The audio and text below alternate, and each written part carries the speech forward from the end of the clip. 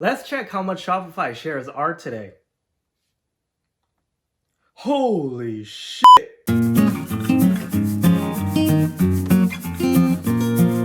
Hey guys, welcome back. So today we're talking about a little company known as Shopify. I'm sure you guys have heard of it.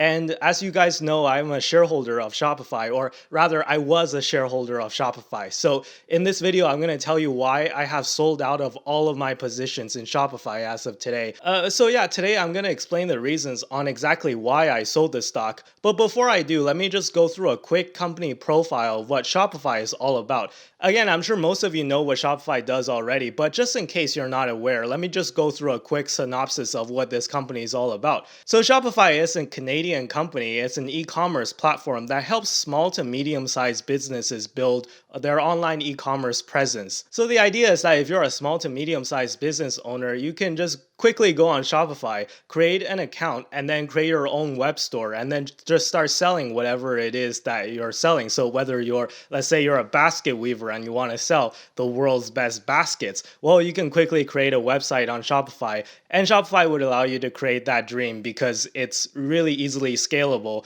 and you can reach a very vast majority of audiences very quickly. So this is very different than, let's say, in Amazon. So on Amazon, when you buy something as a customer, you get shipped these Amazon branded boxes, right? So just as a customer, I'm sure a lot of you have shopped on Amazon before. Just as a customer, when you buy something off of Amazon, you don't really pay attention to who the third party retailer is, right? So you just think, I bought this thing off of Amazon. You don't think, I bought this thing off of Joe Blow. So if you're Joe Blow and you're trying to establish a brand, if you're trying to establish your own presence, you might be better off building your own Shopify store. That way you can reach a wide variety of audiences and get your brand out, and you can ship the product in your own branded boxes. And yeah, you can establish your online presence a lot better with Shopify than with, let's say, an Amazon store. So with the whole crisis that's going on right now, a lot of people are obviously at home, and I feel like a lot of people are online shopping, or a lot of people have lost their jobs, or which is pretty unfortunate. But the good thing about that is that you got a lot more free time on your hands, right? So people with a lot of free time these days, what are they going to do? They're either going to shop online, or if you're an entrepreneurial minded person, you might be tempted to build your own Shopify store. So all these big tech companies that can do their business online, like Microsoft or Google or Amazon, their stock have all skyrocketed in value. So yeah, with the super high growth and the ultra good performance, you're probably wondering why I sold this stock. And the answer is very simple, and it's actually related to how the stock has skyrocketed, obviously. And the answer is one word: valuation. So the valuation, in my opinion, of Shopify has just gotten out of hand. It's just too crazy. I can't hold on to it anymore because I'm a math guy, right? As some of you know, I went to the University of Waterloo and I majored in math. So as a math guy, I can't just ignore the numbers, and I can't just hold on to this stock when the valuation are just like through the roof. So I'll give you an example of what I mean. So looking at the forward PE ratio, you can see that it's over 1400. Now at some point, forward PE ratio stopped making sense, and at this point it becomes meaningless, right? So, for example, if you know anything about forward PE ratios, for example, I think Facebook is probably at like the mid 20s right now, or like high 20s, maybe like below 30. And then Google and Amazon and Microsoft are trading a little bit higher.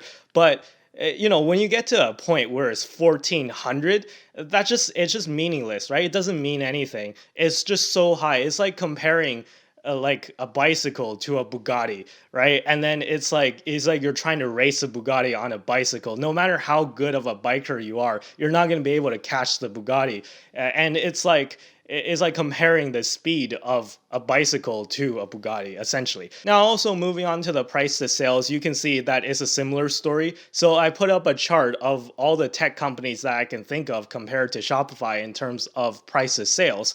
And the price to sales is over 50 right now. So if you know anything about price to sales, that's also just absolutely ridiculous. I mean, it doesn't even make sense anymore, right? So if you compare it, it's just Shopify is just like way up here, and then everyone else is just way down below. So I put in everything. I put in Tesla, Microsoft, Alphabet, which is Google's parent company.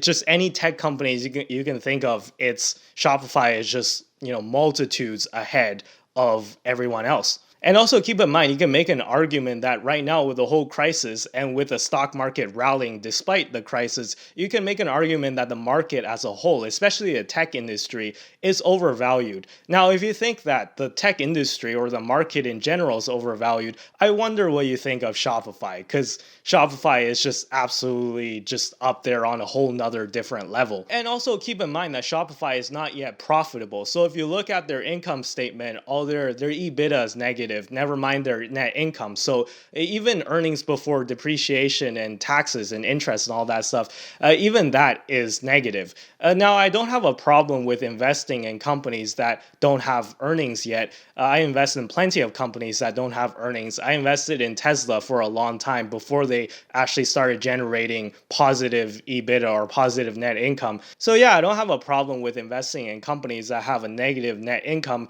But it's just another thing to keep in mind that Shopify is just so highly valued and the company doesn't even make any money. So I don't care how much the growth is. It doesn't really mean anything if the business doesn't make money, right? So if you run a business, you got to make money. That's kind of like the whole point of running a business, right? So yeah, I used to do research for a lot of these Canadian companies in the MJ industry. So I'm using code words here because I don't want YouTube to just flag me or demonetize me or anything like that.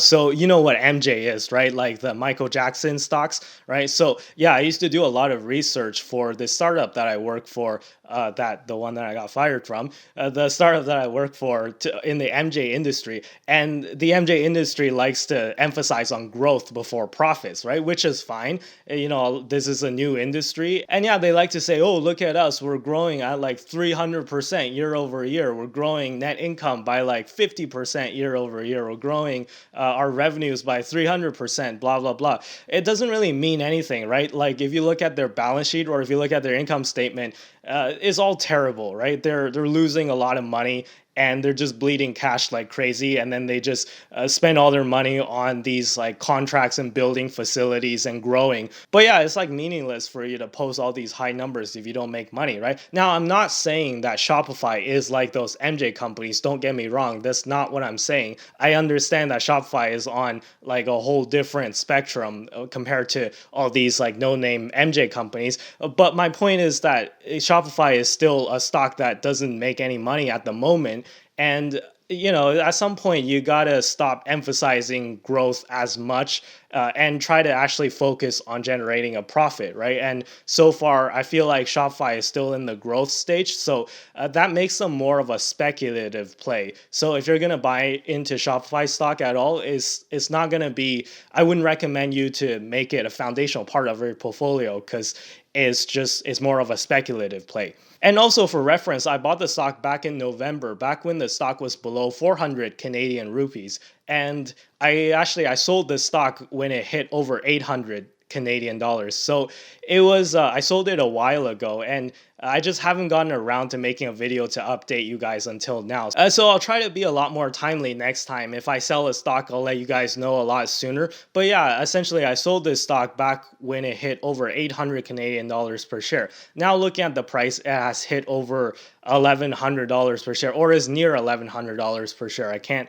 keep track of the stock price because it moves by so much because it's super volatile, right? It moves by like $100 a day or something like that. So yeah, it's around 1,100 Canadian dollars per stock, and I don't know what the American equivalent is, and you guys can look that up. But anyways, yeah, so I already doubled my money. So I was thinking, I bought this stock for $380, $390 per share, and I sold it at 800. So I already doubled my money. And even at 800, I thought that the stock was a little bit overvalued at that point. So I just decided to take my profits and run. But in hindsight, maybe I should have held it for just a bit longer. And if I sold it now, I could have made a couple $100 more per share. But you know what? It's fine. I'm not in it for like these like short-term trades and whatnot, and I just sell a stock when I think is overvalued, and I do think that Shopify is way overvalued at this point. Now I know I'm probably gonna get a lot of haters in the comments saying, oh Andy, you're so stupid, you're dumb, you don't understand Shopify. Shopify is a growth king and Shopify is the most dominant company in the industry. No, I understand that. I do. I really do. I'm like one of the biggest bulls of Shopify back in November or back in December, or even back in like January when the new year turned happened, right? So back then I was the biggest bull of Shopify. And if you need evidence of that, you can just see some of my older videos and you can check out how positively I talked about Shopify. But at some point, the math part of my brain has to kick in and it has to say, this company is just, it doesn't make sense anymore, right? The valuation, it's a bit of a bubble, in fact, in my opinion, because people are just kind of hyping into this stock without really understanding the crux of the business and without understanding the entirety of how like businesses work. Essentially, a forward P ratio of 1400, you can't tell me that that's like a good deal for any company. I don't care how much the growth is. You're not getting a good deal when you buy a stock at a forward P of 1400. That's just insane. And haters will say Shopify stock to the moon, diamond hands. You should have held it. You sold out too early. You chickened out. Like, yeah, I chickened out. Shopify's already to the moon, buddy. Newsflash. It's like past Jupiter at this point. So I couldn't hold on to this stock. So let me speak from my own experience after doing 5 years of math back in undergrad. So when you're doing a math problem and the things start to not make sense, right? So you're writing something and you're like, oh, this is a contradiction and I just broke math, right? You didn't break math, you made a mistake, right? So when it comes to whether math is broken or whether you made a mistake, which one do you think is the more likely case, right? Did you actually break math or did you make a mistake somewhere, right? So when you see a stock trading at a 4P of 1400 and a price of sales of over 50, and you think that,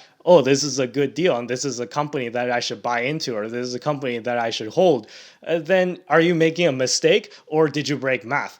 I'm just saying, right? I'm not saying, again, this is not financial advice. I'm not saying you should buy or sell anything. I'm not suggesting you should buy or sell anything. And I'm not trying to like pump the stock or take a stock down or anything like that. I'm just giving my own opinion to this, right? And in my opinion, if you're holding a stock and the numbers start to not make sense, that's a dangerous game you're playing and you shouldn't be playing that game. So this is not the way that long-term investing works. And for those reasons that I've just outlined, for me personally, I've made the decision to sell out of this stock. Now, granted, with that being said, I'm still watching this stock very closely and I'll love to buy back into this stock if the price comes down significantly, maybe back to $400-ish.